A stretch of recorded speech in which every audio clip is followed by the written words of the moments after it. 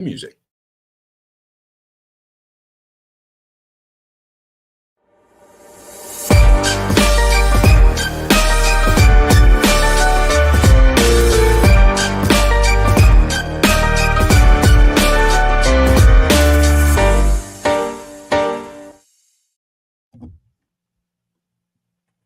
Maine Paranormal and Horror Con is coming to Maine on September 6th and 7th at the Augusta Civic Center. Come meet your favorite paranormal investigators, cryptid hunters, and horror icons. Special guests include John Zaffis, the haunted collector from Sci-Fi, Jeff and Willie from Mountain Monsters, Bob Elmore Leatherface from Texas Chainsaw Massacre Part 2, CJ Graham, also known as Jason Voorhees from Jason Lives Part 6, Ronnie LeBlanc from Expedition Bigfoot, and many more to be announced. Tickets are on sale now. Go to mainparahorror.com to get your tickets and VIP packages now. For more information, check out Maine Paranormal and Horror.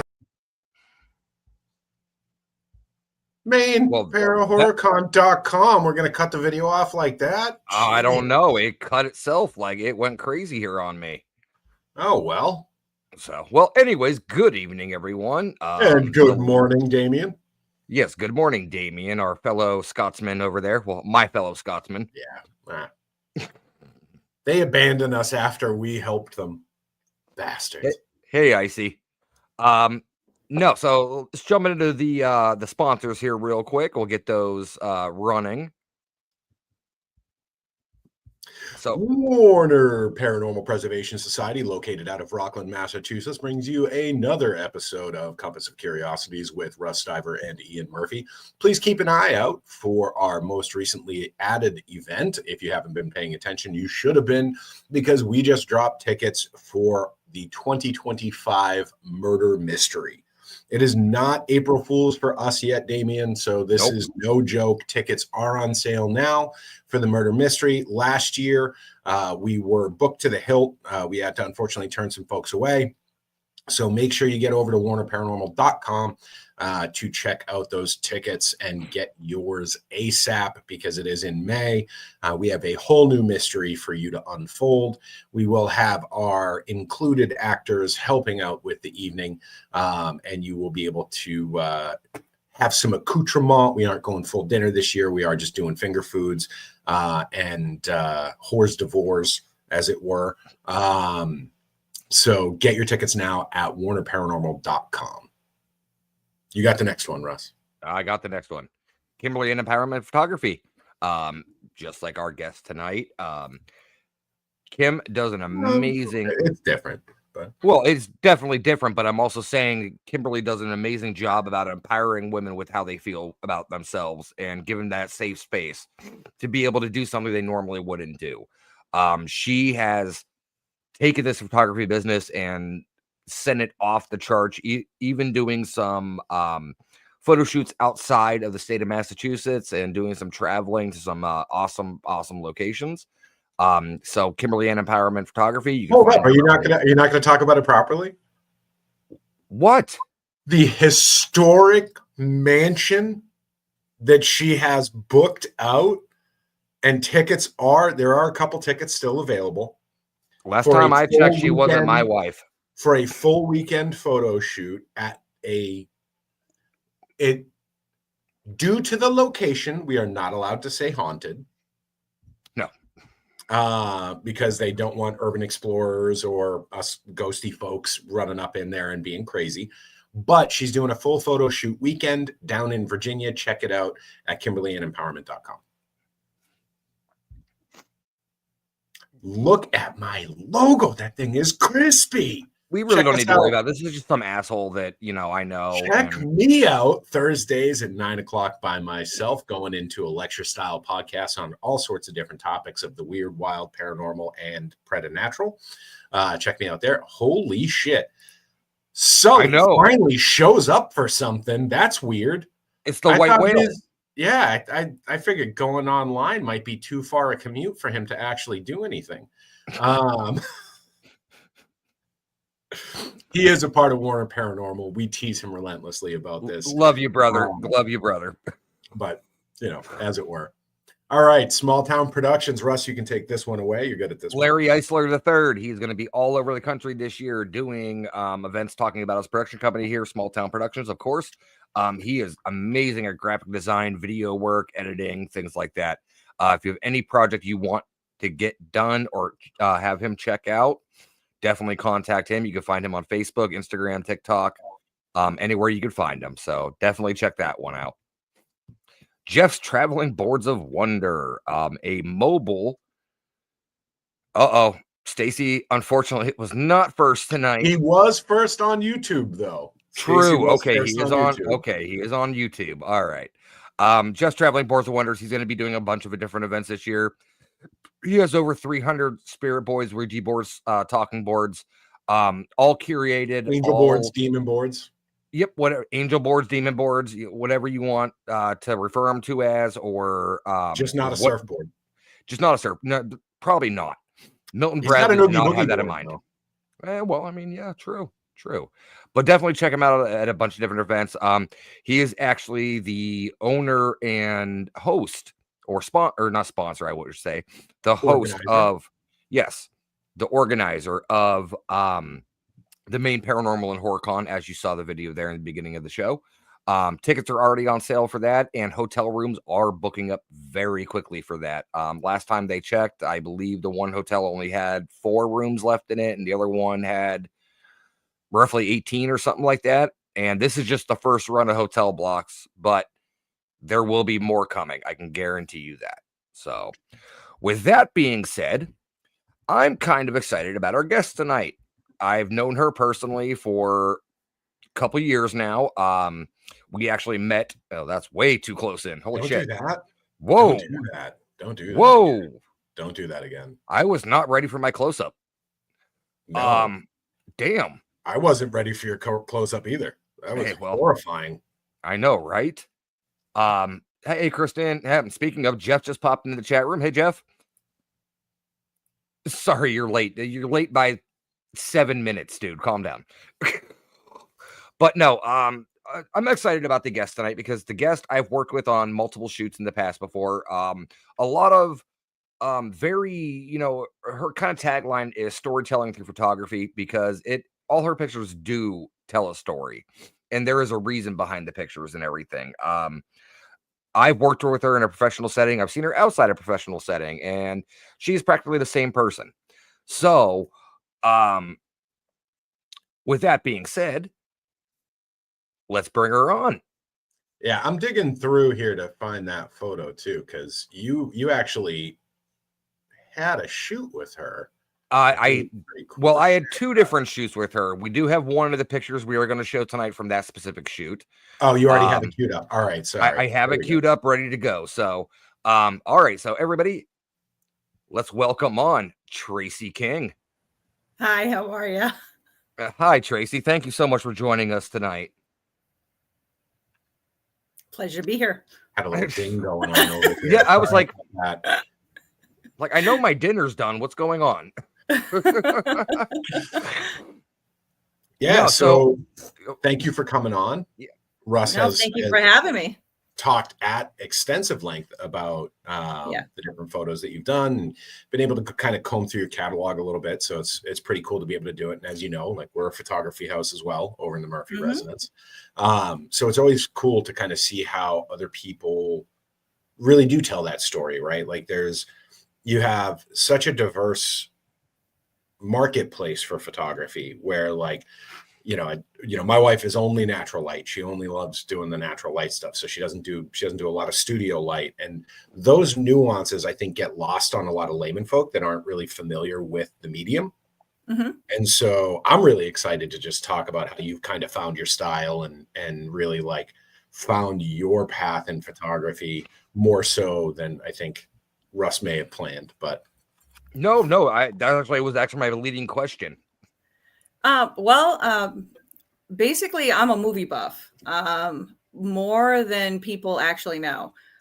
So I draw a lot of my inspiration from movies. I have an extensive imagination, and when I see things, I just kind of sort of come up with ideas in my head and seeing how I can kind of spin it and put my sort of view on something that I've seen, whether it be outside, or sort of like a studio light outside or inside of a studio with more controlled light, depending on how I'm creating that imagery.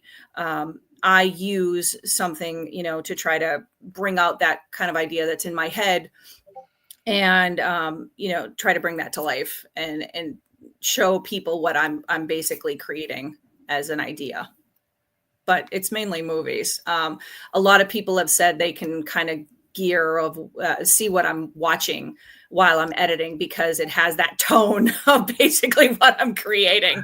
So I have figured that out, and now I'm trying to watch a lot of the stuff that I'm creating with to kind of keep that flow going. So, oh, go ahead, Russ. Sorry. No, sorry. I'll derail the whole conversation. We had a whole backstage conversation. Oh, we about did. some of the different things. So like that, I could spend an hour kind of geeking out a little bit. Well, I mean, I could spend another hour talking about all that stuff instead of her photography, but right now we're on her photography, and well, if we get hold on, pump the brakes, Russ. Because if you think for a second that all of that didn't feed into what she's doing now. Oh, I know. And the stylization and the way they do it. So one of the things that I actually noticed, and you can tell me to to go pound sand or whatever, say I'm totally wrong here. But when I was looking at your portfolios and when I was looking at the different ones that you do, it has that like mid to late 90s comic vibe in like in the color tones and the definitions and the way that you play with the different aspects of color against and contrast. And so you have these like, it's not like a super high contrast, but you have this like conflicting color side by side occasionally that like, it just makes it pop in a way that just kind of reminds me of that like 1997 comic book fad that went around where no one could draw feet. I mean, I've always designed things where it has like very vivid color where like my whole goal was whenever I did anything, and even with my regular photography, like any photo I take, my whole goal is for it to be a moment in time, something that is stop motion that you could literally reach in and kind of pull in and go, I know where I was. I know what I was feeling. I know what the smells were. I know all my senses are going right back to that moment in time. And that's how I design the same way, in the sense of creating these concept photos. So the fact that, it's sort of like, vivid color and that, vivid kind of experience that you're grabbing, maybe it is that kind of thing, but it never even occurred to me that it was from a specific time period that it came out. Maybe that is something. I mean, I loved movies like The Mask. I loved movies like that. I'm like Who Framed Roger Rabbit. I loved those kind of like high end kind of, putting yourself into the movies when you're watching things to be a part of the experience. That was always my thing. So the fact that I'm creating these photos to put yourself into them while you're watching them, while you're looking at them or looking at that experience is most likely, I'm doing this subconsciously and not realizing it. But if you're getting that experience, then I'm actually creating something I really wanted to do. So it's working. And I think too, there was context, right? So you and I had that big conversation before we actually went live. So like, there's a little bit of context for me to kind of get that vibe and translate it. But it's interesting to me that you're striving for like an olfactory response on this, right? Like, what was that? It's that you're striving for an olfactory response where it's like you're engaging the sounds, the smells, and the feel of the environment when you're doing it. And so when you're aiming for that, right? And again, this, I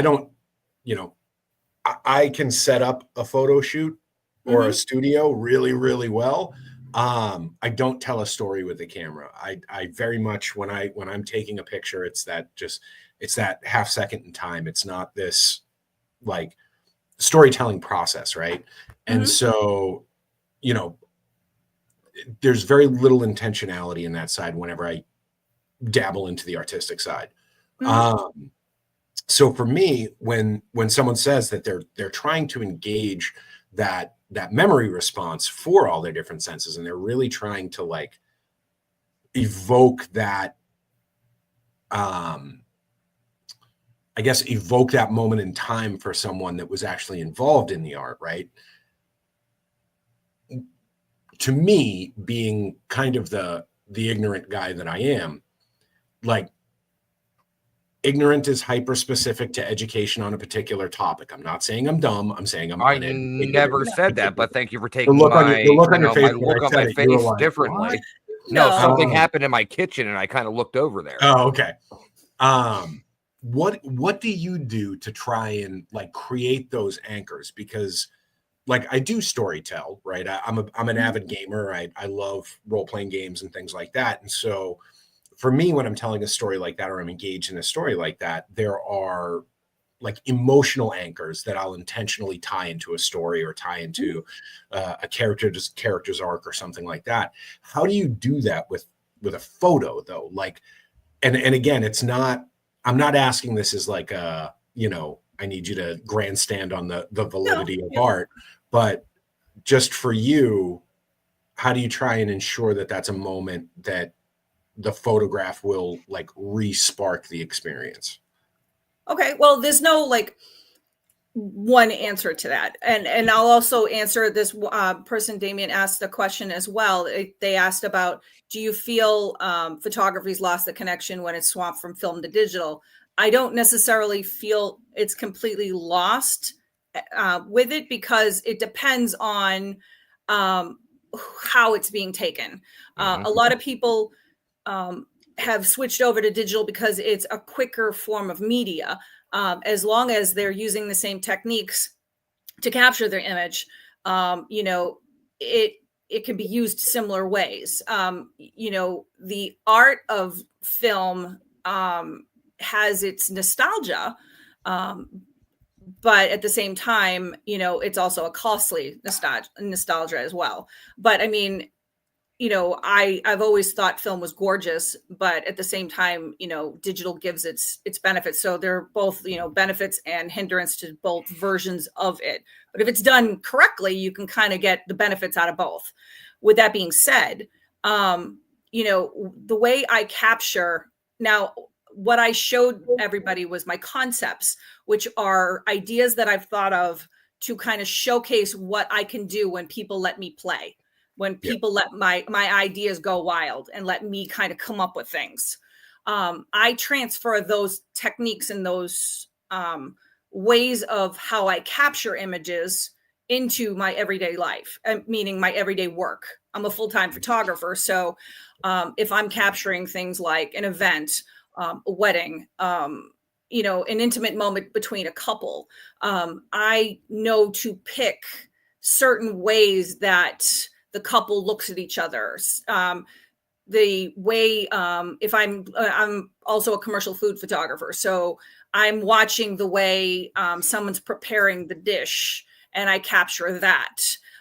It is the way that I use my technique of the overall senses that I would do in my concept photography, is capturing these moments. Like you said, when you do your capturing of your senses to create your output and create what you're doing, I'm doing the same thing with mine, and then transferring it over to what I do for a living as well.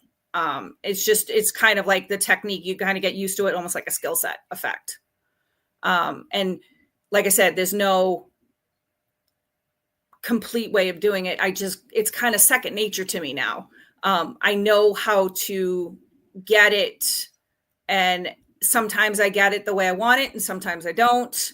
But it's a matter of seeing something that nobody else is seeing, and being sort of hyper detailed and hyper focused of what is going on around me at any given time, and capturing something that nobody else is paying attention to, or that they're not paying attention to it because it's something that's happened every day. and that they're kind of overlooking it The because mundane in movement.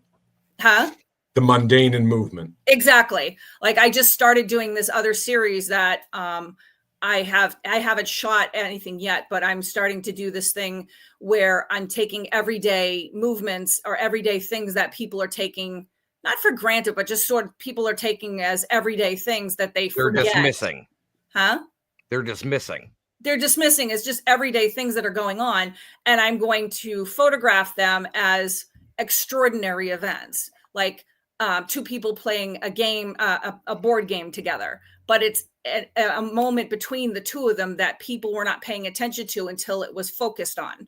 Just some things like that people have not paid attention to because they have their own things in their own life going on.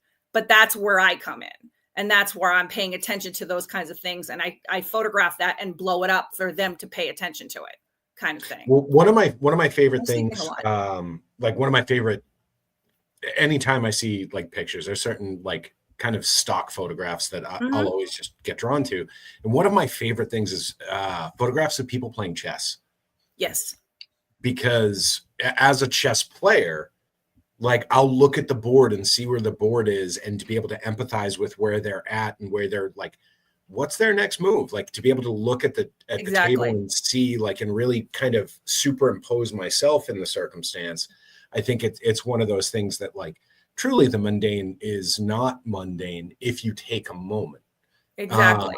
And the unfortunate truth is, you know, societally and culturally, taking a moment is not something we do anymore. That's something I was just going to say is, you know, the old quote is, you know, you need to take the time to appreciate the little things in life. Stop and all the roses, as it were. Yeah, we take the ordinary and make it extraordinary. You know, we're so focused on what we have to do and get to the next point every single time that we're not paying attention to the little tiny things. And this last year, you know, throughout everything that we've done in my life, you know, I have stopped and kind of paid attention to the little tiny things that have gone on. Simple little things like, you know, a cat purring or just, you know, like the breeze blowing, some little tiny things that you wouldn't be paying attention to or just stop to appreciate.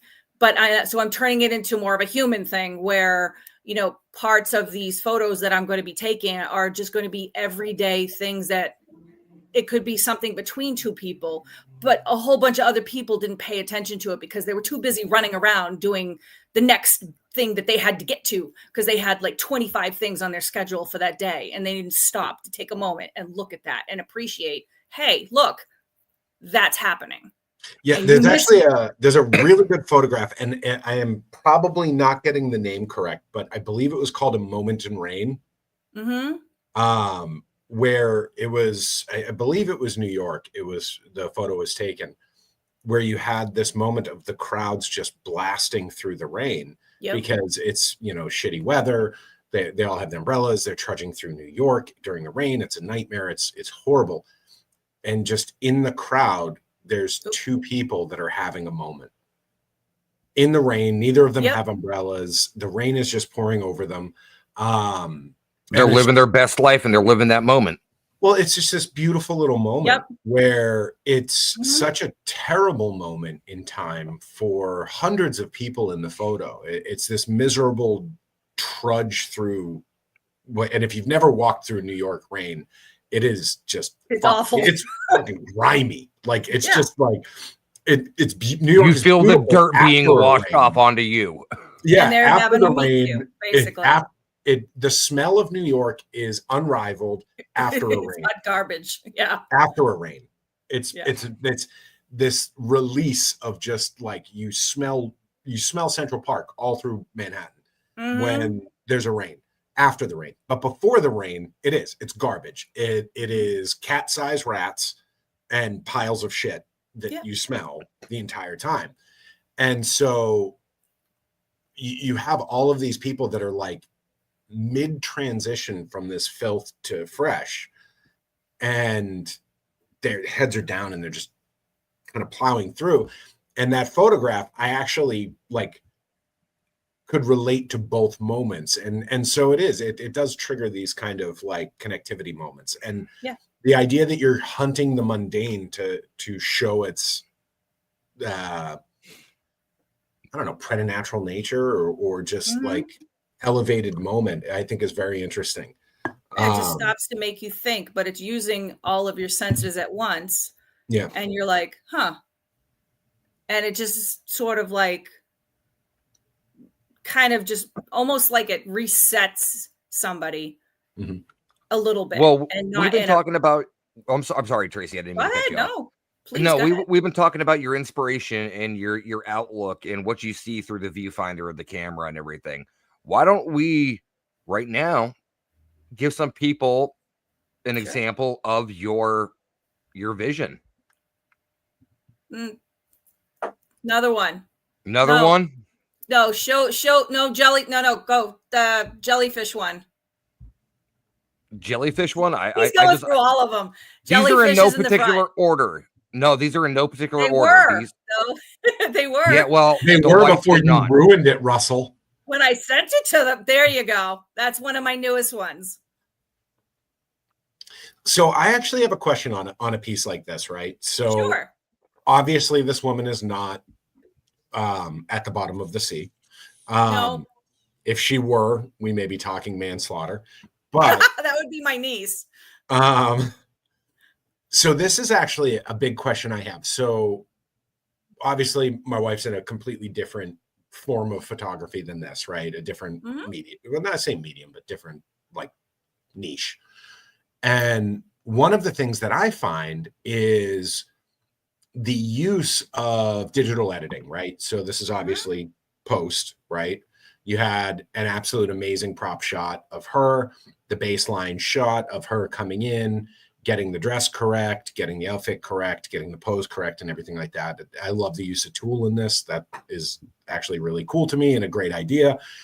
What's your take on the digital editing afterwards? Because I feel like that's like an area of contention for some photographers, because obviously there's the, ultra purists and everything like that in every media, right?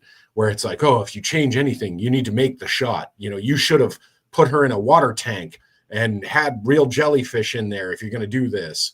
So what's your take on that? Because I feel like it is a struggle. I mean, it'd be underneath the water. That's, when that kind of shot, that would be kind of, absurd, defeating the purpose. Yeah. But I mean, I'm looking at all my photos right now so I can show you one. Well, I'll play them in reverse order now. That way, if they're in that order. It's fine. So we can jump to. I have the ability to jump to if you want. Here's a good example to get and Russ will love this one. Pull up the fire pit one. The fire pit one. Yeah. Nope. Here, why don't we do this? I'm going to remove it real quick, and I'm going to look through these pictures real fast. Okay, Ian's trying to look through them as well. We're both doing it. Yeah, we're fighting each other on it. Go back, Ian. Now, don't fight. Sorry, guys. One more. Nope. There you go. This one? Okay, yeah. Yep. Our lovely Russ is in this one.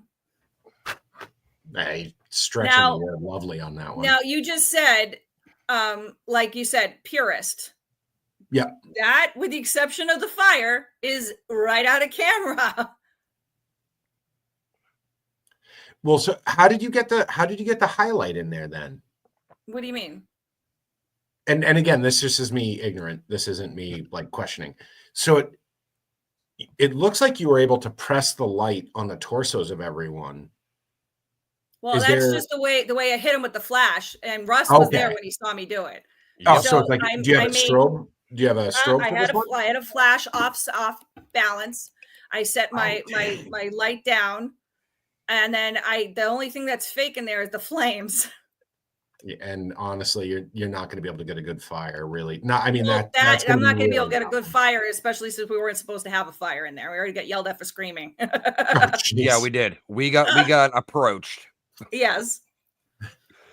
And but Ian, everything you know in this there location. was shot as is. Is that Kiwani? Mm-hmm. Okay. Yes, sir, it is.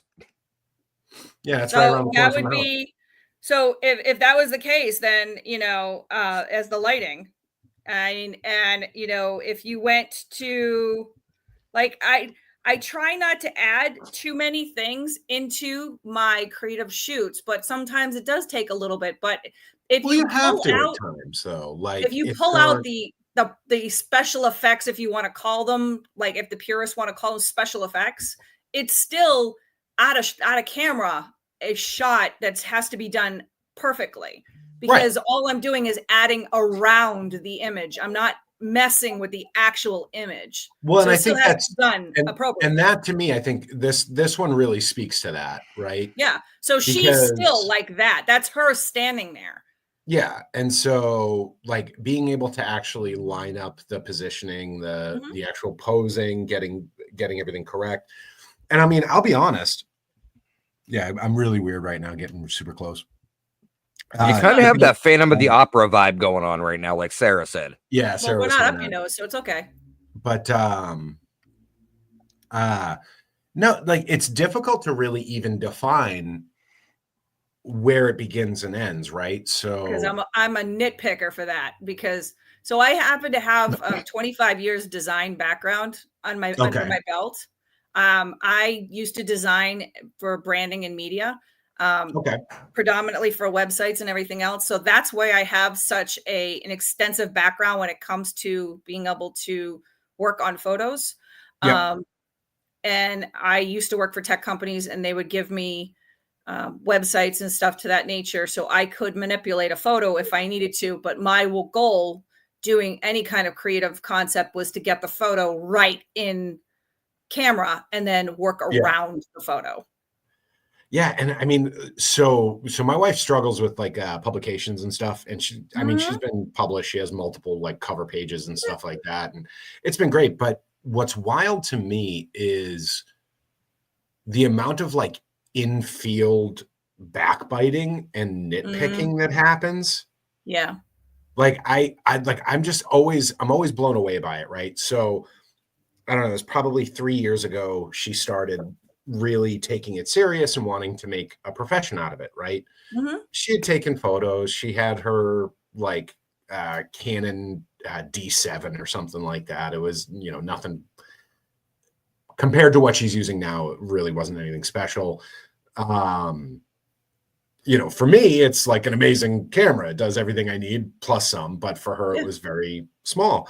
And I remember reaching out to one of her friends and who is a photographer, does not do boudoir, like doesn't do the same style of photographs. And I reached out and I was like, hey, what would be a good gift for someone that's just starting out? And the response was my $3,000 training course. Yeah, no. And I was like, from that moment on, I was like, oh my God, this is someone that, like, for years has called you a friend. This is someone Yeah. that has promoted the shit out of you for what you do, which is a hyper specific, very specific style of photography that neither you nor her do. Um, and that's your response is a $3,000 course for a beginner. And so I was thinking like a camera or a lens or a tripod or a bag, like something small because she was just starting out and I wasn't sure where her passion was going to take her on it. Mhm. Um, and what's wild to me $1,000. was Wow. like even after that, right? Yeah. Um, I started getting to like interact with folks and the amount of people that were like, oh, they're just stealing clients, they're doing this, they're doing that. And it's like, you don't even take the same kind of photos. Like your style is so wildly different. How are they stealing Mhm. your clients if that's not the style of photography you do? Like, Yeah, it's kind of unfortunately, it's sadly like that. I'm I mean, don't get me wrong, everyone says it, but I just can sit there and tell you I'm not like any other photographer you've ever encountered. I will not sit there and say that. I will gladly go up to another photographer and actually help them out. I will help anybody out. I will train clients how to take pictures with what they have, And that's because my wife I does know that for a too. fact Yeah. people do not hire me for my camera. They hire me for my style. I just did it today. I showed my Anybody food can go to the photography. store and buy your camera. Anybody can go to the store and buy your camera Exactly. and lens. Oh, did we lose you? Oh, she froze up. I think we lost you. Okay. Well, while Sorry, she's I had to excuse myself there for a second. I There we started go. having a You're coughing good, fit. But Damien, you know, I'll say this. I'm not going to answer for anybody, but I will tell you, if you think that photography is a male-dominated sport in the U.S., you are crazy. No, you're here, it Tracy. depends on the photography. Yeah. I could tell you that certain model photography is, there's a lot of male photographers, but when you come to newborn and like, that's my wife, the photographer, right there, Tracy. Absolutely.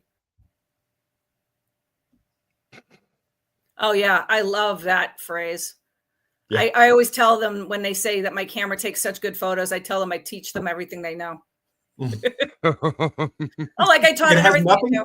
It has nothing to do with the fact that you have it set on manual and have dialed your ISO and shutter speeds in for the past 8 months to get it perfect. I mean, honestly, I don't have a jealous bone in my body when it comes to that stuff. If I see somebody that's taken a better photo than me, I'm like, "Ooh, how'd you do that? That's really cool." But I mean, that's how my wife is. That's how Kim is. And I me and her would probably get along famously. I'd be like, "Ooh, what do? You want to borrow my stuff? I'll borrow your stuff. You can borrow my stuff." That's kind of how I am. Like, she's already in this like network of like I don't know, group share shit. Like every now and again, like I had to drive up to almost New Hampshire the other day to pick up strobes. It was months ago, to pick up new strobes for the way that you wanted to do a particular shoot. See, there you go, 100%. I'm always very hesitant on sharing sharing my photos with any groups, because they will rip you apart just to feel better. And I'm like, no, I don't need your validation. My clients book me. That's as much validation as I need. I'm good, kind of thing. Your peers in our group, in our industry, are the worst ever. It's awful. I'm like, I will say they rip you apart, huh? She has found like a pretty good like click of, I'm glad she has. Boudoir is rough. Boudoir is really rough. Geographically, they're very distant. So there's not that. No, I meant when they critique each other. It's rough. They're fucking savages. They are savages. Newborns and cake smashes. They're rough to each other. I'm like, nope. Yeah, there you go. Tracy, I'll send you her profile link. You guys can link up. What's wild to me is, so she goes in for the competitions, and I think we lost Tracy again. She's frozen. Oh, I think I'm back. Can still hear us when we there we go. But what I find really kind of disheartening, right, about the competitions when she enters competitions, is it has way more to do with the model than the photo. Of course. And so, you can have this highly attractive, super fit, like gym rat woman get out there and throw on a bikini, arch her back, throw her hair back, backlight it against a window with a couple of vining leaves in the background, and you have a top tier first place, an award-winning photo. But you have a woman, and then somebody be going, "Oh, this is that." You're like, "Really?" Yeah, but you have a woman with an extra 30 pounds on her. Ooh. And I'm saying extra, like that's my preferred. We'll rip them apart. I'm like, and then they're like, "Oh, well, you didn't position them correctly because they don't look anorexic because you didn't position them correctly." Oh yeah, like, if they have something, they have some kind of critique to say, they'll say it, and you're like, you know what? Yeah, and it's so funny because she constantly does it to herself, and I've told her so many times. I'm like, you're in these competitions with people that are just like chasing this vanity.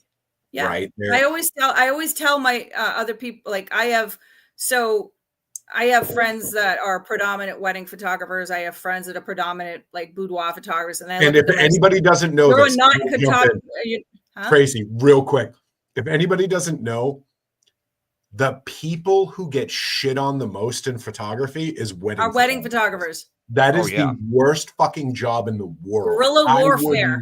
It is brutal. It's you ruined my moment. You didn't catch this. I did it. I know.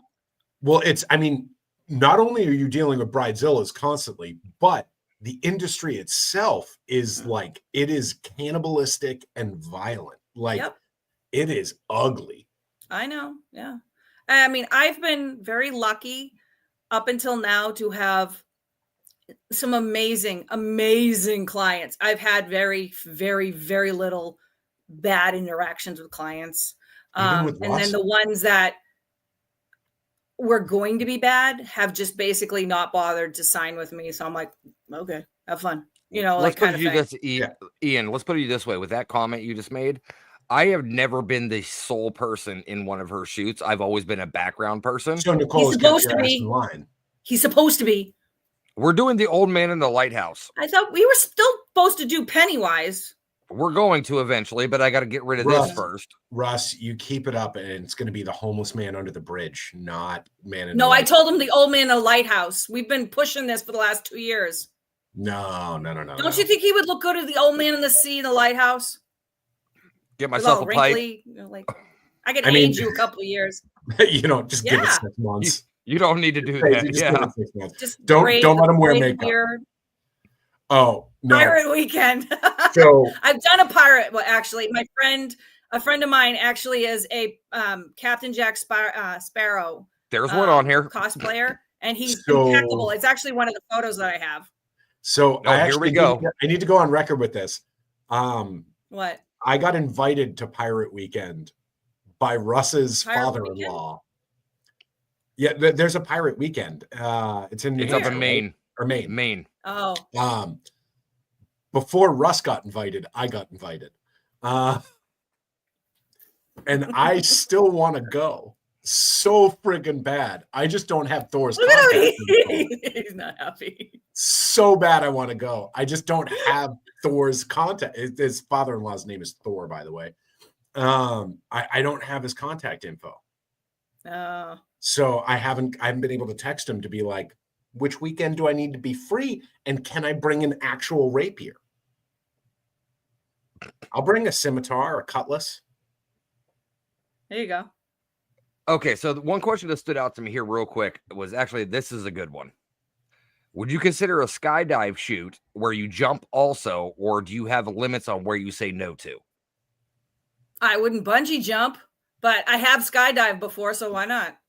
As long as the client pays for it. So there is actually a skydive company over in Hanson.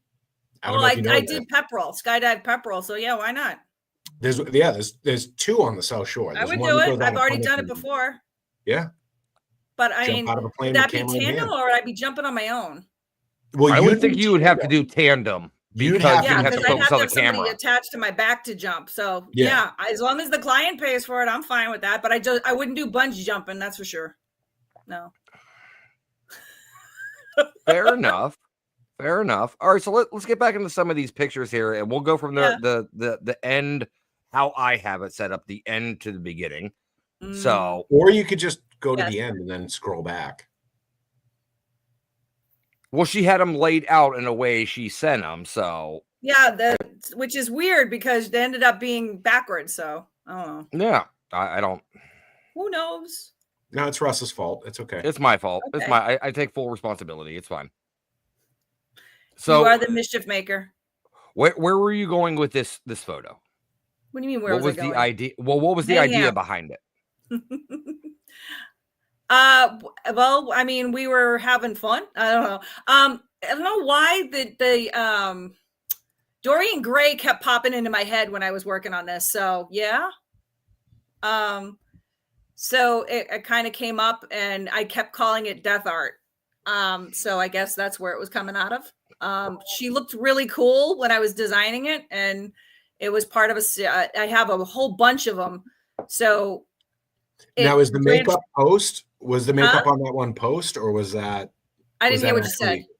Oh, was the makeup on that one post, or was it? No, that's on her. Oh, that's awesome. Yeah. This is actually so. This summer I'm actually going to be doing a big shoot with battle fairies. And I've been talking. Actually, Russ knows I've been talking about it. Jonathan was going to be in it. So this was one of the characters we're going to be working with. So I figured, why not shoot her and see what she comes out as? So we decided to do one of the characters for the battle fairy look.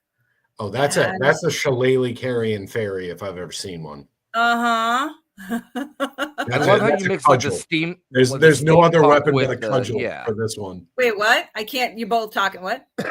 Russ, quiet now. I know I can't get a word in edgewise. No, I love how you went with the whole fantasy of the fairy and things like that, but also the steampunk style of it. Yeah. So if you take like it's almost Mad Max-ish almost. Yes, it's like Mad Max meets Tank Girl with a little bit of like first off, Tank Girl reference, highly underrated. Tank Girl was a great movie. Yes, absolutely love Tank Girl. What is the name of that movie, that TV show that just came out with Orlando Bloom with the fairies? Oh shit. Yeah, and a little bit of that. Those wings gave me such inspiration, and ever since then I've been wanting to do a shoot that had a little bit of that inspiration in it. So those three were kind of a Nevermore? Huh? No, not Nevermore. You know what I'm talking about though, right? I do. Set yeah. in like 1820s old London look. Yeah, give it 2 seconds. Ian will know. He'll Google it. Yeah, it was a book. Still look it up. I'm not even looking it up, but it was a book series, and they screwed the pooch against the book so bad. Oh, really? Oh, good. Then I won't read the book. Because the book is actually an author that is in my rotation. So this is going to be one of the things. So we're going to be doing the shoot on probably, I want to say, one of the beaches. We're trying to find a beach that will have like some high dunes and stuff. And then Carnival Row. Huh? I just looked it up. Carnival Row. Yes, Carnival Row. So it's kind of a combination of those three. So it's like there'll be battle fairies and a little bit more post-apocalyptic kind of elven kind of characters involved. And Jonathan is also going to be in there. So we have like 8 characters so far, and Tracy's one of them. I'll play the bridge troll. That's fine with me. Okay, that's fine. So my mom actually is coming up with all of the characters and their backstories. We haven't quite figured out Tracy's name yet, but she's one of the characters.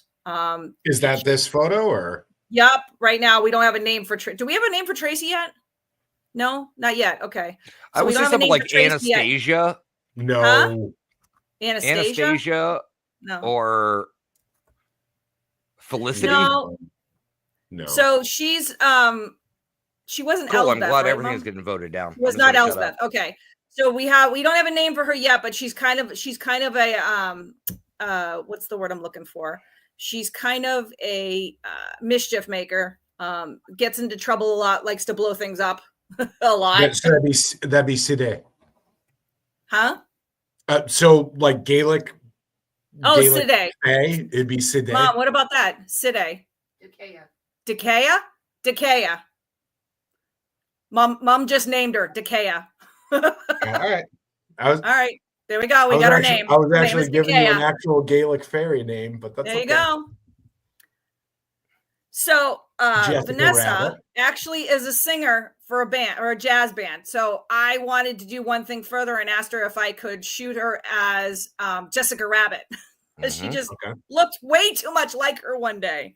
And so she brought her dress, and I shot her as Jessica Rabbit, as well as her shoot for her singer for her band that she was going to be in. So are you familiar with postmodern jukebox? Huh? Are you familiar with postmodern jukebox? Okay. Yes, I am. Cool. Even better when I was shooting a wedding and saw a little granny singing the thong song, which was absolutely hysterical. Oh, that's amazing. And she's jamming out to it, and I'm like, oh my God, she's singing the thong song as I'm walking by. Tong. Yeah. So this is actually a good example of a client's a client's work. So this young lady wanted a Sweet 16 photo shoot. Her flowers were roses and baby's breath. And I made the whole costume for her. So that costume is actually handmade, done by me. And I told her. And so the vines are all part of the costume. Yep, the vines are all part of the costume. Everything she's wearing, I made. The only thing that's not part of the costume is the wall on the side, on the left of the image. Yep. Everything else is what she's wearing. The wooden flowers are actually by Blue Bumblebee downstairs. So my studio happens to be above Jackson Square Artisans in Jackson Square in Weymouth. And yeah. So there's 41 artisans in this building, and they are amazing. And it's to get into. So, What'd you say? That's a tough building to get into. It is. I tried for like 2 years. As an artisan. Mm-hmm. It's awesome in here. It is such a great place. My studio happens to be above it on the second floor. Well, it's like the old shoe factory over in. No. We're in Jackson Square, so it's a yellow and green carriage house. Parallel. I'm just saying there's a analog to it over in Rockland. The old shoe factory is similar. Where gotcha. It's an artist, essentially a co-op. Where there's like 45 different artists in the building, and it's a amazing place to go to just I love walking around and getting inspiration there. This is a cute little shop. I love this place. The woman that runs it, Carol, she has 41 artisans at any given time downstairs. And the roses that are on my client are wooden roses done by Blue Bumblebee Creations. So she does like all wooden flowers. They're beautiful. She hand makes them. So I use them in my client's creation. And so I made this for her so she could print it up as a piece of artwork. That's what a lot of the stuff that I work on is. It's a client piece and it's an art piece. Yeah. This is actually another client that hired me to do something fun for artwork for his tattoo parlor. This is such a cool image. I love the rainbow going across over Freddie and Mike Myers. Yeah. So Loki, that is at Salem Inc. in Salem, Mass, asked me to do a whole bunch of horror photos that were sort of campy and horror inspired with the original horror creations like Jason and Michael Myers, and there's a whole bunch of other ones. And he had me kind of create them like they were all friends and family. And I created this whole thing like they were at camp together. So I would have had to. I personally, in this again, I am a layman. I would have tried to put a hand like right to the left of Freddie coming out of the lake, like signify Jason. Well, Jason was actually alive in the other movie, in the other shots. All right, so he's an adult in the other shots. So, this is a good one. That's actually right out of camera. That is actually my niece, the one that you saw as the jellyfish when she was younger. So I convinced her finally to be Pennywise because it's my favorite character back during COVID. And I did the makeup for her, and this is actually all taken on a porch. Oh, no kidding. That was done outside on a porch. Was it a night shot or? No, it was daytime. No kidding. Yep. So that was a hard ISO. That was a quick ISO then, yeah? No, I mean, it was, I don't even remember what it was, but I have a video that showed me doing it because when I was during COVID, I was putting all this stuff up on TikTok. So I was doing a behind the scenes video of the actual shoot. And then I was posting up the photo itself. So I have that if anybody wants to see that. So you would see me putting the makeup on her and doing the old image. And then you'd see the final image up there. And then obviously this is Russ. So this was actually for a client. Jonathan hired me to do a bunch of images for Friday the 13th. Is that Jonathan or is that Jonathan? Ian actually knows Jonathan. Jonathan's my assistant manager. On the end, next to Russ. Oh, yeah. All right. Yeah. I remember Jonathan. Yep. Yep. Ian frequents Jonathan again. Yep. Ian frequents Spirit Halloween quite often when we're open. Oh, really? Well, it's for me. It's not.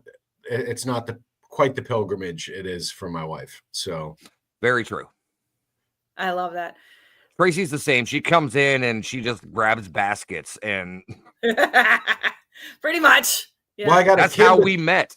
I have what's wild though is my son, 7 years old, is this oddly pure soul who could not be bothered with the Halloween aesthetic, could not be bothered with the things that go bump in the night, right? And I've said this internally for a lot of years, and I'm saying it externally for the first time, I think. My wife was always just that one corporate job away from becoming a total goth and just forsaking anything except for white makeup. And now that she's on her own photography, like I'm noticing her style change.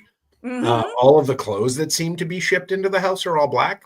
I haven't seen another color come in yet. She's also a photographer, so don't get used to any colors anymore. Yeah, no, it's all just monotone. Black.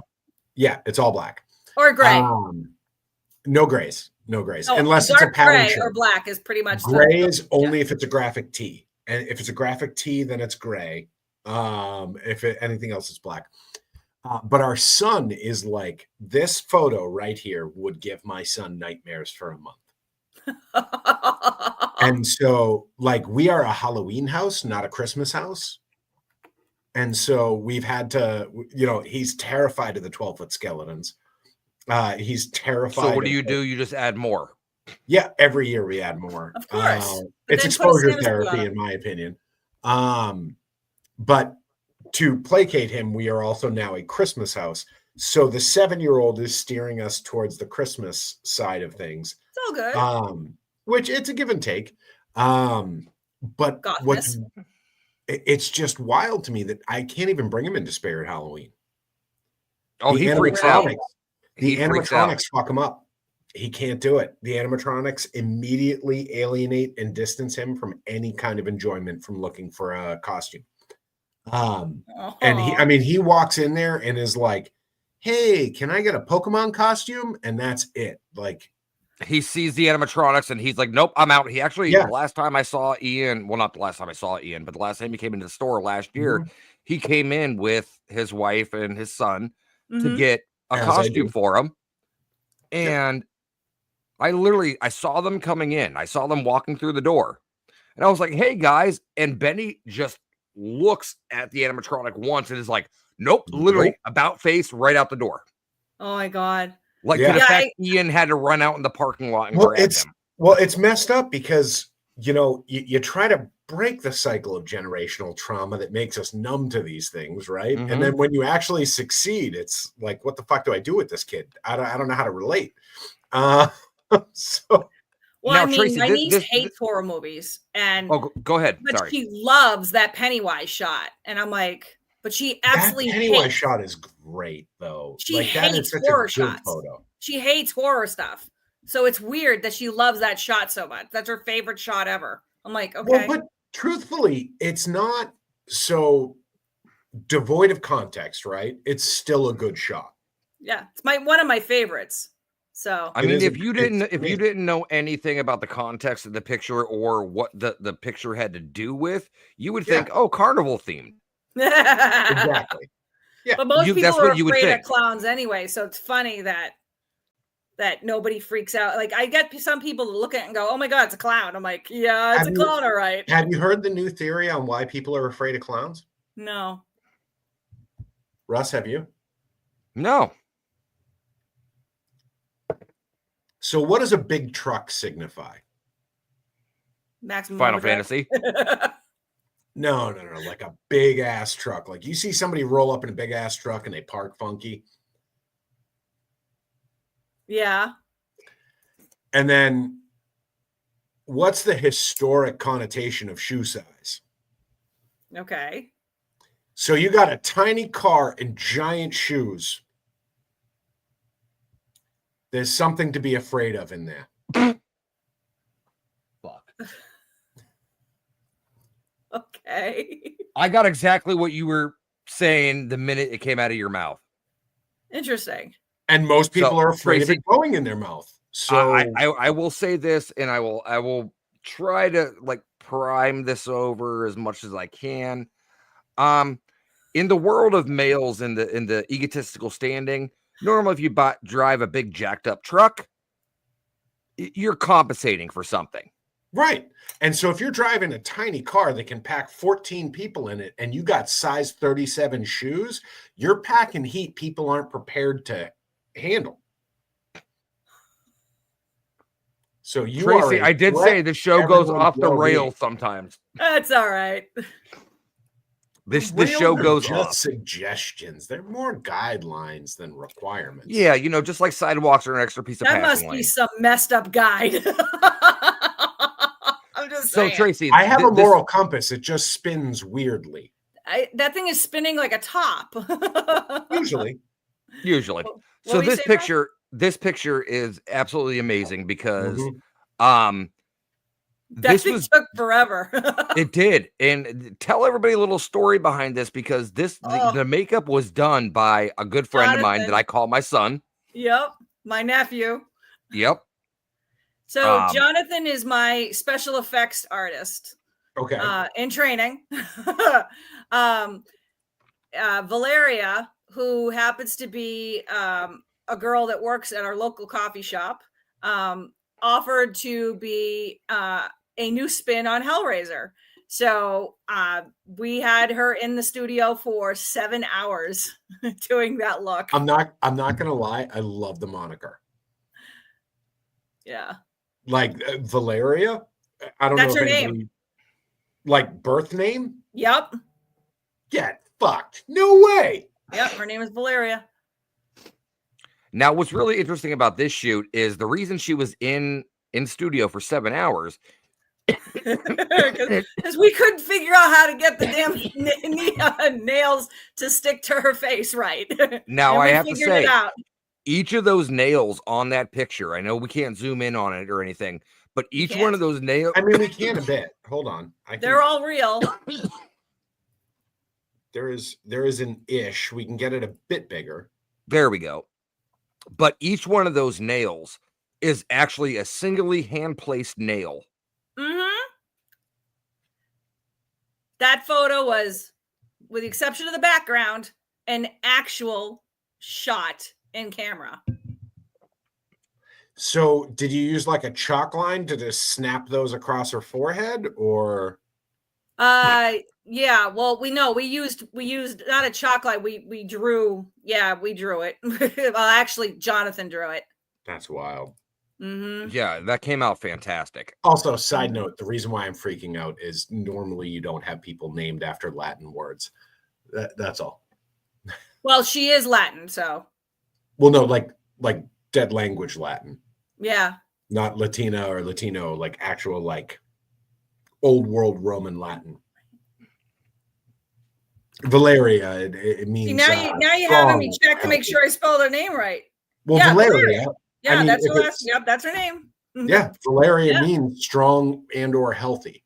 Yeah, she's Latin. Amazing. She was in such a trooper too. She had so much fun. It's actually the root name of Valerie. Yes. Valeria is the original Valerie. Yeah, and the funny thing is her nickname is Val. So, well, occasionally I've heard her nickname used as Val. Okay, so what do you got going on with this one here? One of my vampires. Dr. Falsier. Oh, vampire. All right. I thought it was Dr. Falsier from Princess and Frog. No, that's a vampire. Okay. There's another one in the next thing. Okay. There he is. All right. That tracks a lot more. Yeah. But they're backwards. I like the now was that post or did you just increase your decrease your shutter speed? I decreased it, but then I also added a little bit more blur because it didn't do it fast enough. But it is on a tripod, and I shot them, and there were people walking around in Boston. Yep. But you had to help it along a little bit. Oh, the bone claws. I actually have those here in studio. Don't tell Ian already knows where the studio is. He's going to come steal bone claws. No, we Oh, won't. this We'll is- borrow 'em. What? Russ, I would just make my own before. You could This is- borrow them. It's a hand thing. I don't mind you borrowing it. Oh You- no, It's my the Wolverine claws, and those suckers are sharp. Tracy. I have a horrible habit of just making things when I see Yes. things I like. Don't tell me that. I do. I am Tracy, the actually, maker. I was going to bring this up to you earlier. Uh-huh. I know you and I have talked about you wanting to do, or already have done a Nordic shoot. Yes. Ian has something he made from was it a pelvic bone? What? Oh, my axe. Your axe. Well, I can't see anything but the image. So if you're gonna show me, Well, no, we don't. now I So just we aren't capable of showing it because I don't have it here. Oh, Yeah. gotcha. Well, but- I've made friends with your wife. She just we friended each other on Facebook. So and my Facebook is new, so Yes, so it doesn't have got all the banned pictures. from Facebook. So the old photos are gone. But let me see if I can. Let me see if I have it. But I this did friend thing her. I don't was know if absolutely amazing. He made like Ian. What did you make it from? So it was a moose scapula, which is the hip bone of a moose. nice.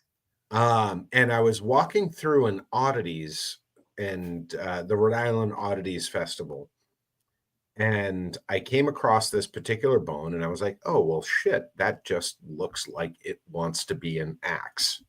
And so I cut a birch tree down in my backyard to make the handle. And I'm trying to see if I have a photo of it. And I don't think I do. I don't think you do. No, I did. I know I took a photo of it. I knew we got a picture of you with the axe. Yeah, I think that's on my old Facebook though. I But don't this think thing I is actually- I think I've absolutely deleted it. massive. So it is a 5-foot long handle Whoa. with a 26-inch blade, bone. It's all bone. It's all the scapula. Wow. With a hammered end and a red. So I made an epoxy gem. I made a red metallic epoxy gem for the back cap of the scapula. Yeah, and I sharpened it up, and I mean it won't work. I mean it'll probably hurt a human, but it would never cut a tree. I could always do another shoot. Yeah, no, and Yep. so, but I mean, these are the things that I do. And so when I like carved away the scapula, I cut away a part of the flange bone that it turned into a dagger. And that's actually my favorite thing is this little like scapula skin dagger is my absolute favorite. But this obsession with building is what got me into the paranormal in general. Russ invited me to his bachelor party years ago. I didn't invite you. He just showed up. Russ's wife invited me to an overnight trip in Vermont. Hope you enjoyed the bed and breakfast because I didn't sleep.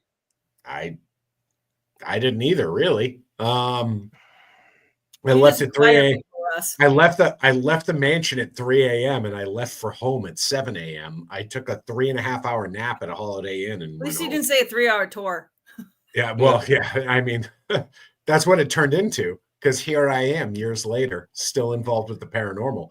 But I found somebody that had a little piece of equipment that I thought was overpriced, and so I went home and built it for like 1/20th of what it cost. Of course. And so that's how I ended up in the paranormal. But to my wife's benefit, I am the consummate maker. Of course. That's And generally how so- it goes. Oh, all right. So I told you earlier that she sent me for these strobes Yes. in Northern Mass. who's your maker? Because what I have found out is almost every photographer is an idea person. And in the background, there's a doer. Like I said, And I'm not your average photographer. all right, I so don't are you have- the I don't maker have the too? doer, I Are have you a the meter. idea and the maker person? I'm both. So when I picked up the strobes, they were like, usually it's a lesbian couple. Odd that it's a hetero situation. And I was like, all right, I get that. Like, I can see how that would be the thing in the boudoir space. Yeah. And then I met via Facebook this woman's partner. I've never had a bromance quite like that, where it was like we just bonded over the wild shit we've had to build. There you go. That's actually the biggest loss I've had on Facebook because I can't remember their name. And they're gone now. They're in the ether. Yeah, most of the time, like I try to build something, and if I can't build it, if not, like my mom will help me try to figure it out. So, Tracy, ping me. Moving forward, ping me because like the okay, ADHD you hear that, Mom? demons, He just said ping him if we need something to build. the She's ADHD literally demons, writing it down. So No, you've been warned. Let's put it to you this way. I made a comment to Ian the other day because we're going to start doing more and more events for Compass Curiosities and his get moderated radio show. And I told him, I'm like, what do you think of the idea of doing like a tablecloth or our table that we set up and everything like that? Because we are going to be doing live podcasts and everything from the main Paranormal and Horror Con. And I literally just brought it up to him, and he's He like, made the table. I can see it. He made the tablecloth. He's like, what's the price? And I told him the price. He's like, I can make that for less. And then all of a sudden today, he just shows me. I'm that bad too, unfortunately. This is why I have way too much stuff in my studio. And I mean, we're talking about like. All right, so that's a universal problem of photographers then. Yeah. Well, no, not all the time. I come across more photographers that will buy, like, for example, like this. I had to make costumes. I had to buy costumes. I made them instead. Oh, I make those too. I got a sewing machine at the house. Oh, no. 90% of my mom sews because I can't sew for the life of me. I can tack it together. I can duct tape it together. I can adhese it. If I need something sewn, it's my mom because I can't sew to save my life. But well, to be fair, of the time, tool should be stapled. Tool should be stapled, not sewn. True. But I'll tell you though, every one of those costumes that you see, I put those suckers together, and everyone's like, you can't walk with them down the runway, but I can do a shoot with them. Tracy, I got to interrupt you here. Mm-hmm. Your Peaky Blinders shoots. Oh yeah. Look. Hold on. I am a heterosexual man. But I'll tell you this. Is this Fun Facts with Ian Murphy? Fun Facts with Ian Murphy. I am torn between being jealous in the fact that I have a scally with a knife in it. They pulled that from a thing. And bowler cap. As he disappears into the darkness. And can come back with a bowler. And can't really see it, sir. There you go. I'll bring it back. So, as a thick Mick, the idea that you did a Peaky Blinder shoot before my wife, who is obsessed. Oh, this is the final image I did. This is the final. Years worth of them. I'll send you the album. I love the aesthetic. I have in my entire life, I am, and Russ has seen it. I'm in a 3/4 coat 85% of the year. Yep. So I'll give you a backstory. In February of 2022, I started my Peaky Blinders shoot, and my dad was the center. He was the mob boss, and that started a whole bunch of Peaky Blinders, the Peaky Blinders storyline for this particular family. Yeah. I've done probably about 4 to 6 different photo shoots for it. Yeah. Last Now, June, do you we have a lost pub that you use, or is this What? or is this a digital background?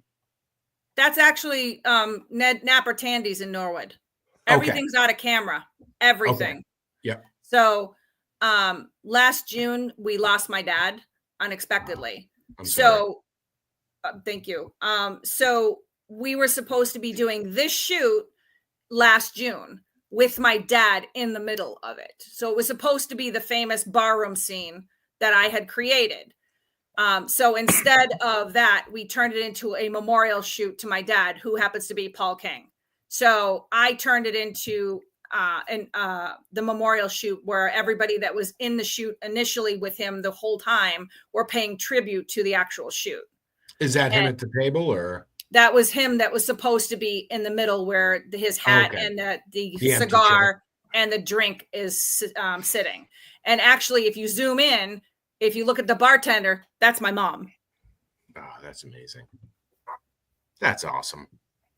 So, like I was kind of hinting to you guys earlier, we initially what I was going to do, so on my social media, including TikTok, I did a whole video about the shoot, also showing off the years that we had done all of the Peaky Blinders shoots. So we have a lot of footage and a lot of photos that I had shot over the years, the last couple of years with these shots. This was actually the first shoot that we did.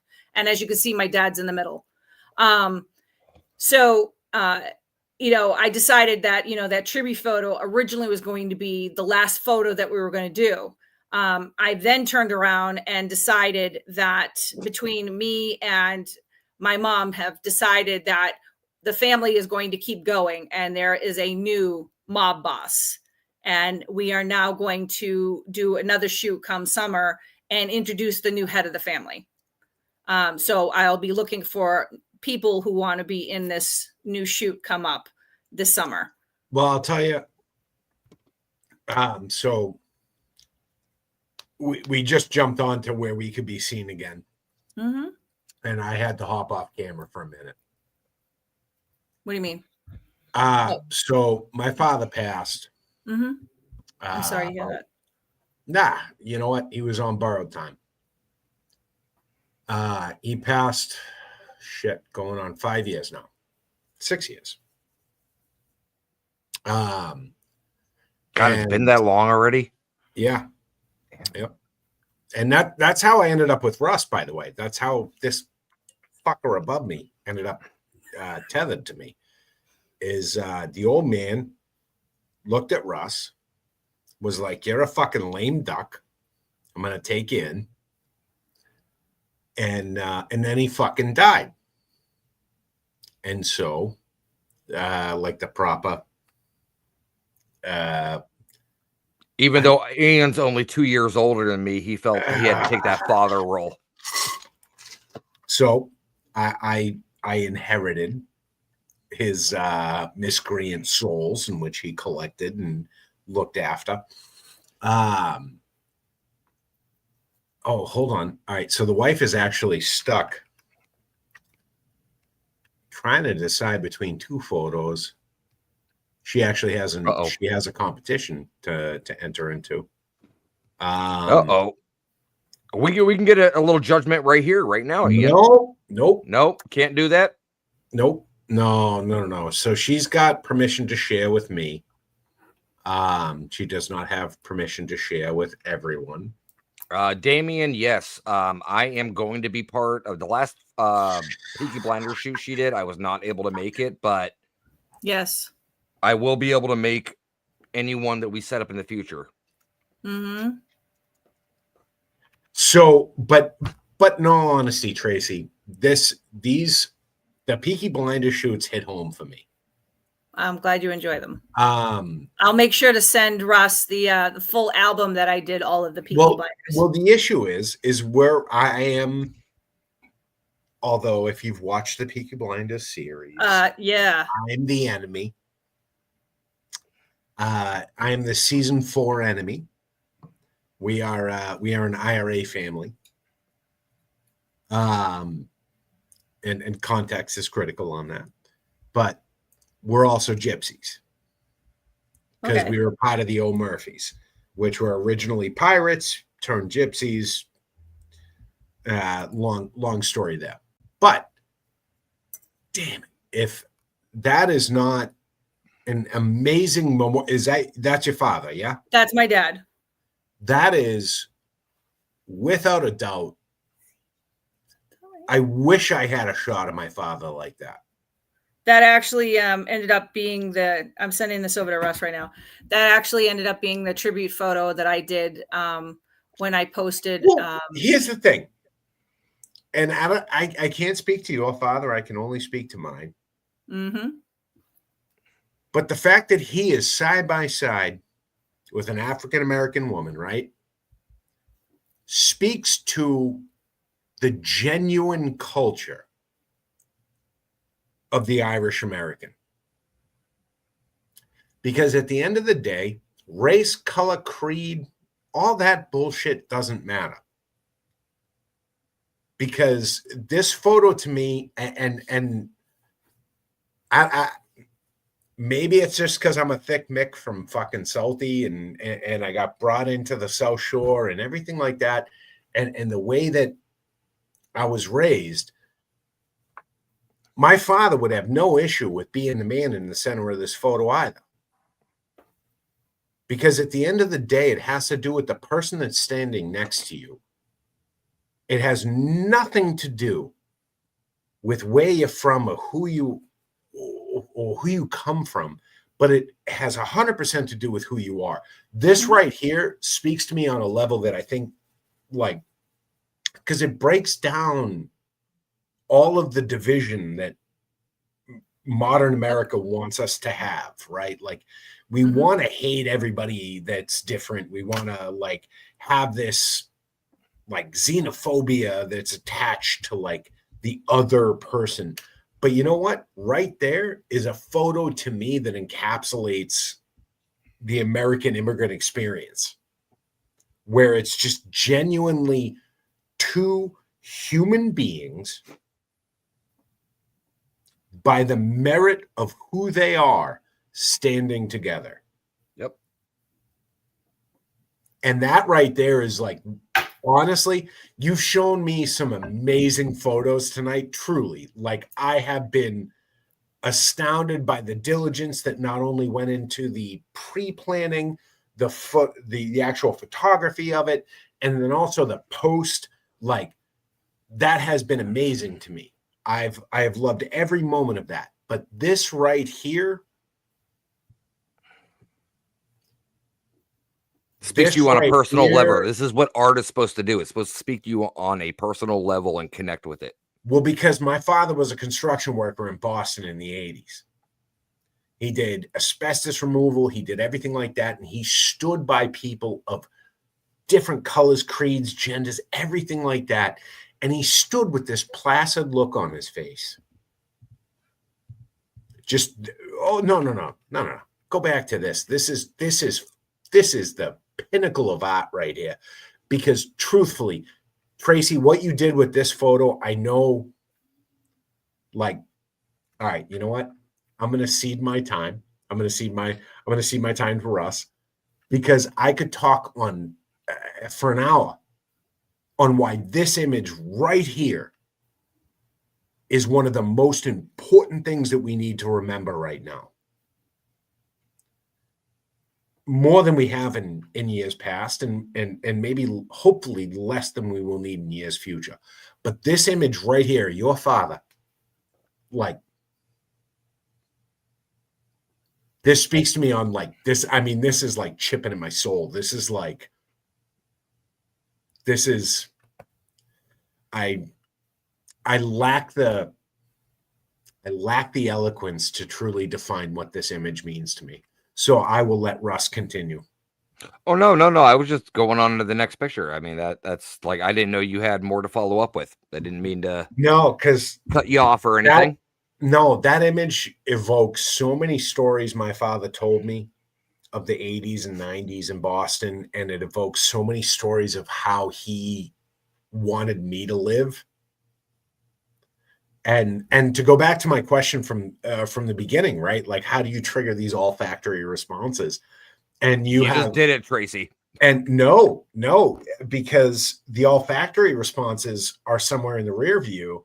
That right there triggered something so fundamentally core to who I am as a human being that, like, I can't quantify it appropriately. And we are 25 minutes over our time. We have 35 minutes left until the next show. So I need to let Russ take us to the home stretch and let him bring us home.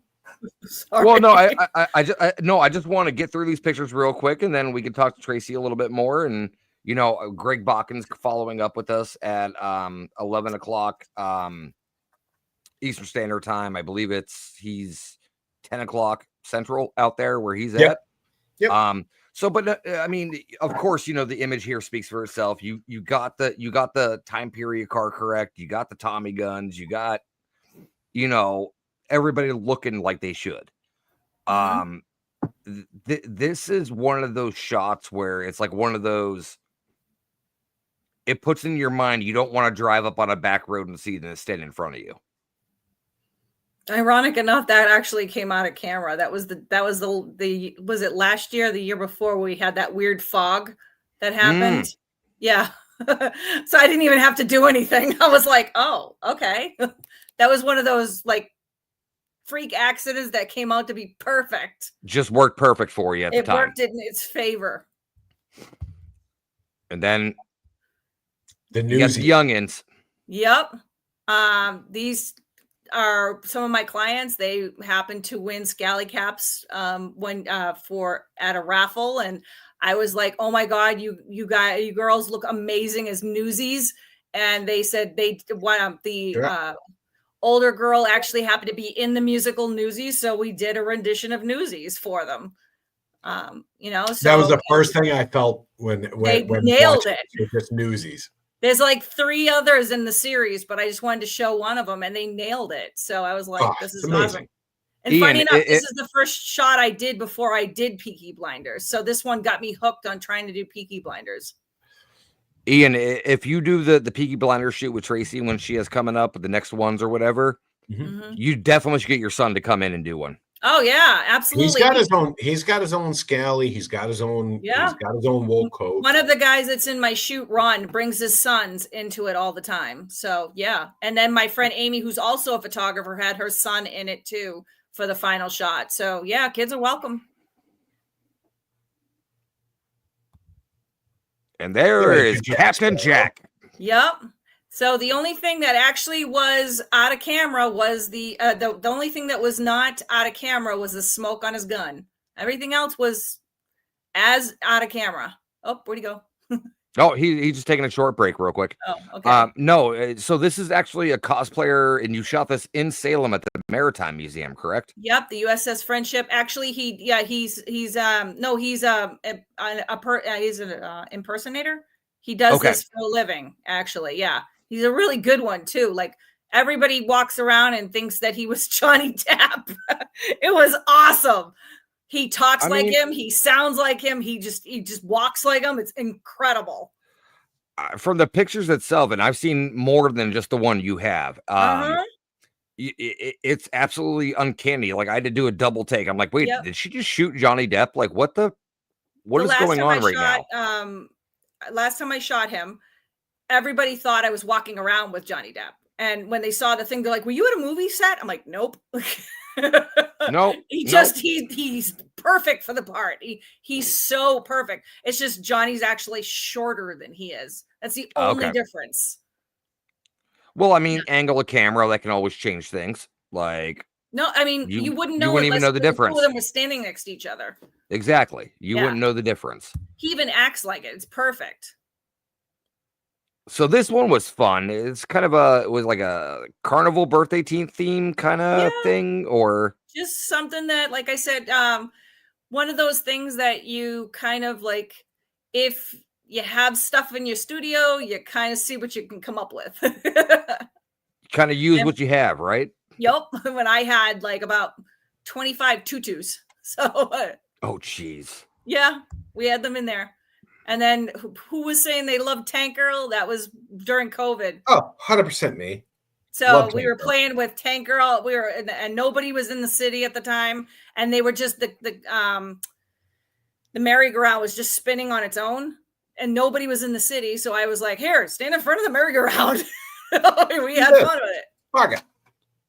That was the And that's best what- time during COVID. Nobody was in the city. You could stop in the middle of the road, and nobody bothered you.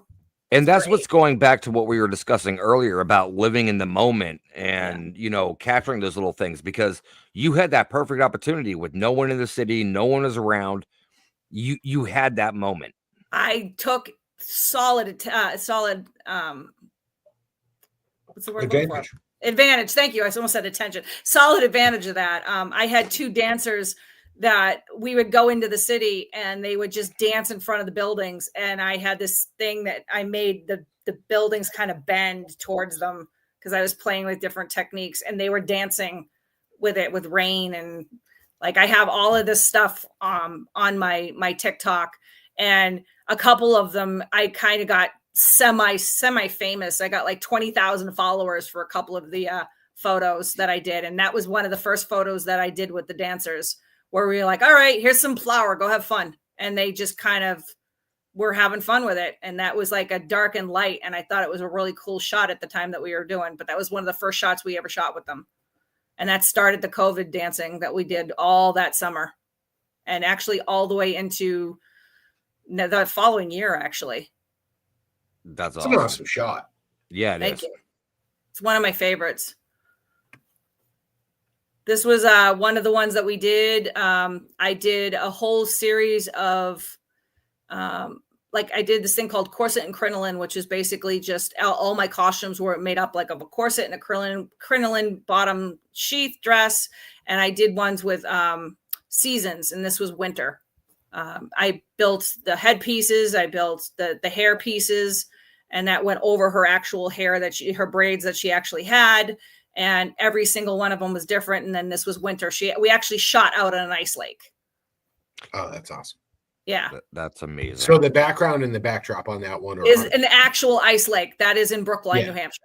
Yeah. The only thing that's not real is the spinning swirls. Everything else is absolutely real. It was even snowing that day. Yep. Russ and I are doing battle here. We are. This was actually just to sort of introduce my wings that I have here at the studio. I happen to have a pair of Victoria's Secret wings that are. Can we talk about how ridiculously priced those fucking wings are? Yep. And I can tell you, I've used them a lot. We have 3 sets. You have what? 3. You have 3? Oh, I'm jealous. Different colors. I have the gray, and everything that's like it. that. We have the black. We have, I think, Well, black. you have boudoir, so of course you have purple. 3. We have black, purple, and then I don't remember what the other color is, but we got 3 sets. I don't think she did I'm gonna white. have to talk to your wife though, because Maybe it might be I've white. been dying to get my hands on a couple other colors, but Oh I can't my God. justify having them. They're absurd. Yeah. They're absurd. Jeez. But Now, where was this me picture and, taken at? It looks very familiar to me for some reason. Quincy Quarries? Okay, I've never been to Quincy Quarries. It looks like a place down in Rhode Island. No, that's the top of Quincy Quarries. Okay. Yeah. That's just He the top of doesn't Quincy know. Quarries. He's not local, Tracy. Clearly. Yeah, I'm not local. I've only been up here for 8 years, but And you've left town like 4 times. Oh yeah, you're Ohio. Never mind. Yeah. You get a Southie kid and a Dorchester kid here. Like, yeah. Well, so I'm white lace. I'm white Huh? lace selfie. I'm white lace selfie. I'm Savin Hill, Dorchester. So No. I'm white lace. I got brought out to the burbs. yeah, that doesn't count. So You're still I got dragged out to Marshfield. That's all right. You still act like a Southie kid. Oh, I do. I'm absolutely white trash. There's no denying that. Those are the dancers too that I did around November, Christmas time. So I made it so they were dancing, and one was the inventor and one was The toy. their invention, basically. So those are the two dancers that you saw from the beginning, and From this the is flower the success shoot, in that they were dancing. Huh? Are these the same two from this one? Yep. Yep. They're actually they are best friends, and they were also dance partners for their dance recitals. So it was easy for them to dance the whole summer. So it gave them practice while they were in COVID. It worked really well. Yeah. Of course. But like I said, two of their images that we were showing off went viral on TikTok, and we had a really great time with it. Wrong button, dude. Stop doing that. I don't need to see. I'm just not going to touch or say anything tonight. I'm just going to sit here and just be like, it's not like it went up his nose. Well, I mean, a little closer to the camera than I normally do. But all right, so we are now 35 minutes past. I'm not going to lie, Tracy. When Russ told me he booked you for this episode, I was like, "What the fuck are we going to talk about for an hour?" I can talk to anybody. Well, that's my problem. I told you it wasn't going to be a problem. Well, that's my issue as well. Is I could talk to a wall for 45 minutes before I realize it hasn't said anything. Yeah. But I want to say thank you for coming on. I appreciate you. We are over a half an hour past. We do need to button this up here. No, plug yourself. Just tell people where they can find you. Yeah, dump it. And you know what? Send me all your links after this, and I will post it on our page so people can find your links. I will gladly do that. I can't speak anymore, but it was a pleasure. Thank you for having me. It was an honor. No, honor was all no. Tracy, huh? It was an honor. Find me at. Oh, sorry. Find me at Unique Photo by TK. That's everything. It's all the same line. .com at Instagram, on Facebook. Yep. Instagram, Facebook, TikTok, website. Unique Photo by TK. Unique Photo by TK at onlyfans.com. Oh, no, Jesus. Don't have an OnlyFans. No fee. All right, well, so it's not everywhere then. Well, it's everywhere I can afford. How's that? All right, Tracy. Thank you so much for coming on. Thank you. I will keep you updated on new products coming into the store because I know you do a lot of browsing for browsing objects. I'm deeply uncomfortable where this conversation is going. No, she's looking for props. I go in there and looking for products to browse. Yeah, I do. I go in there and I basically grab. She'll spend an hour and a half in there. Huh? You'll spend an hour and a half in there and just walking around the store, and you'll come up with three shopping baskets. Can we talk real quick as we're discussing products and you're drinking out of a Compass cup? Why am I promoting Waffle House, Russ? Because I have not seen you yet to give you your cup, sir. You can get these now. You found your way to my home when you needed brakes, you son of a bitch.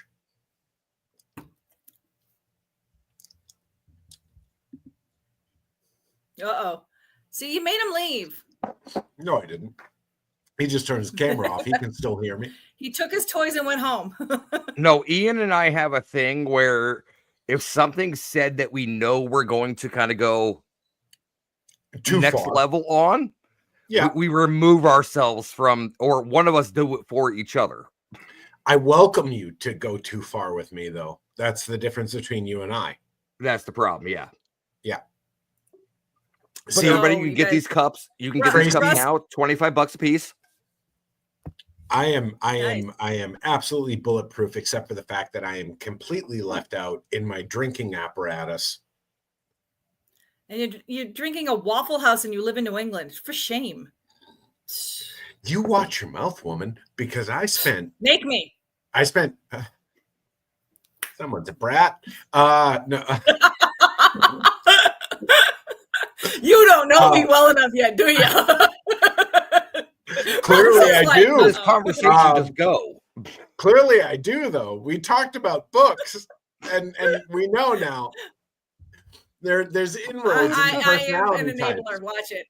But no, so I spent 8 years in North Carolina. And when I That when I doesn't mean left North anything. Carolina, what's that? It doesn't mean anything. You're back up here. That's No, illegal. when I left, they were like, hey, you need to take an entire place setting. You've been in here so much. Mhm. It got to the point with before I left North Carolina, if I wanted food, I had to actually go behind the line and make it myself. So there's a video somewhere That's out spot in the on ether. Waffle House. Well, there's a video somewhere out in the ether of me making my own omelet at Waffle House because the guys and the waitress were just like, Ian, if you want something, just go fucking make it. Because every evening right. I would go in there with a buddy of mine and we would spend 2 or 3 hours just shooting the shit and kind of going over life at Waffle House over a cup of coffee. And very rarely would we order food, but we would always tip like $15, $20 for a cup of coffee, but we'd be there for hours. Well, that's why. Because you tipped $15, $20 for a cup of coffee. Yeah, I'd pay $25 and we'd be there for 3-4 hours. And but I mean, in the service industry, if someone's occupying a table with just a cup of coffee, yeah, you got to do it right. Like you of can't course. tip 85 cents. Like no, you have to tip them appropriately. It's bad etiquette. And so when I left, they were like, "Oh no, you're leaving with stuff." Like when you're moving back up north, you're taking things with you. You literally supplied the entire restaurant with their flatware, probably, with how much you tipped over the time. Well, so this actually comes from the Patterson Ave, Winston-Salem, North Carolina Waffle House. Know it very well. Nice. After a couple nights at Big John's, nothing's better than some Waffle House at 1 a.m. If you're on a tear, there is nothing better than Waffle House at the end of the night. I've actually only been to Waffle House twice. Oh, and I'll tell you, you haven't been there in the correct circumstances, because if you are a tourist, if you're a tourist in Waffle House, first off, no one briefed you in the situation, which is not okay. I mean, I've gone with flying locals. chairs. I went with locals, so okay. So someone may have briefed you. Maybe, yeah. Yeah. So the deal is, when you go into Waffle House, bets are off. It's all about how you treat people when you get in there. Oh, no matter how fucked up or not fucked up you are, you're going to get treated in accordance with your cordiality. Of course. However, the Waffle House cook is entirely capable of murdering you and burying you in the hash browns. It's 100% case. Doesn't sound any different than a Jersey diner guy. No, it's true though. Like Russ is gonna excuse himself for a few moments. But no, it's 100% true. Waffle House is one of those things where it's like, to me, historically, it was always the great equalizer. No matter where you come from, no matter what you do, you end up in a Waffle House and everyone in there is in the same level. Everyone just has this like humanity to them, but also this horrific, bestial capability of destruction. Well, I mean, what I do for a living during the week is I'm a commercial food photographer. So I automatically go into the restaurant service no matter what. And I see some of the, I'm like I'll see the drivers come up and like do this with their phone. And I'm like, I said, did you miss that class? They're like, what? I said, manners. They're like, what? Like, so I'm actually stuck behind the counter are like, thank you. I'm like, you're welcome. Tracy, I promise you we will continue this conversation once it ends. Do not leave immediately. I'm going to end the show now because we got 15 minutes until the next show that comes on. And I know if I allow myself to go into one more topic, we are going to carry on for a half hour. No problem. So what I'm going to do is I'm going to say, from Russ, from me, thank you for joining. And you can find her at Unique Photography, TK.com. Unique Photo by TK. unique photo by TK. .com, and use that to find her on Instagram, Twitter, Facebook, and all the other social medias. Please, please, please, please just take a quick jaunt over there. See if you like the aesthetic, which I'm pretty confident that most of our viewers will. Throw a like, throw a subscribe, throw a follow, and just see what's coming out over the next few months. See if it's something you want to engage in, because honestly, I am very interested in jumping into the Peaky Blinders. I have the outfit, I have the gear, I have everything. One of my wife's favorite photos of me is in the mirror, which throws Tommy Shelby vibes, as she says. I personally think I'm one of the brothers, won't say which. But guys, thank you so much for joining us tonight. Russ absolutely sends his appreciation and love. He is just indisposed at the moment. So, as I always say at the end of the show, stay blessed, stay kind to one another, and that's all that matters. Love you guys. Thank you, and good night. The first annual Maine Paranormal and Horror Con is coming to Maine on September 6th and 7th at the Augusta Civic Center. Come meet your favorite paranormal investigators, cryptid hunters, and horror icons. Special guests include John Zaffis, the haunted collector from Sci-Fi, Jeff and Willie from Mountain Monsters, Bob Elmore Leatherface from Texas Chainsaw Massacre Part 2, CJ Graham, also known as Jason Voorhees from Jason Lives Part 6, Ronnie LeBlanc from Expedition Bigfoot, and many more to be announced. Tickets are on sale now. Go to mainparahorror.com to get your tickets and VIP packages now. For more information, check out Maine Paranormal and Horror Con on Facebook and Instagram.